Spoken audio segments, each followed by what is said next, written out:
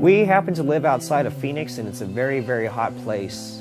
It's not every day where you see folks growing their own food. Very few think it's even possible to grow anything in the desert. I feel that we're living in a pretty scary time. I think that we're a little too modernized. I think we're really detached from the skills that we should have to be able to take care of our family. We found it the thing to do is to get our food production system down in anticipation of the future.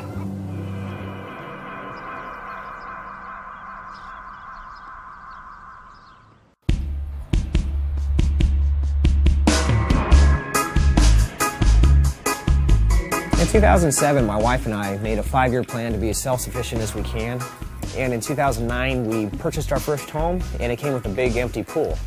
And we really didn't know what to do with it other than we were going to try to be as self-sufficient as we can. And then one night I made a paper model, and I showed it to my wife, and it looked great. 2 days after we closed, we built the garden pool.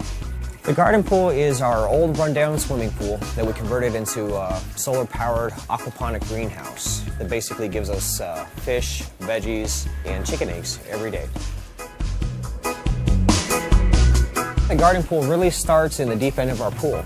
We have thousands of gallons of water with tilapia fish. And above the tilapia fish, we have our chickens. And we get about 6 to 8 eggs a day. And the chicken waste actually falls in the water, which feeds the algae in the plants, which feeds the fish. And then that fish water is then pumped up with a solar-powered pump, and it's distributed to our vegetation area where we grow our vegetables and herbs. We have faster production methods than normal gardening methods, and we also use 90% less water than conventional farming, which is huge in the desert. I would say that the garden pool has offset our grocery bill 50 to 75% on our typical day. We roughly spend about $100 a month in maintaining our food production system and also buying food at the grocery store. At this point, we don't really have to buy feed for our chickens or food for our fish because we grow that in our own system. So we spend money like buying coffee and oil and grains. We just picked up a couple pygmy goats.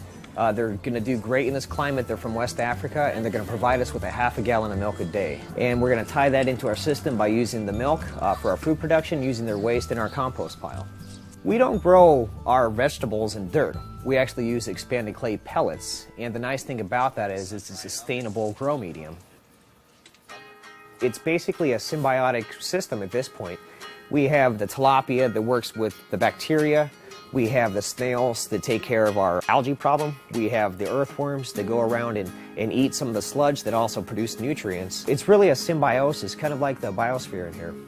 Our family feels that food is the currency of the future, and we've taken a lot of time to learn food production methods because we feel that our children will need to know this as a part of their future.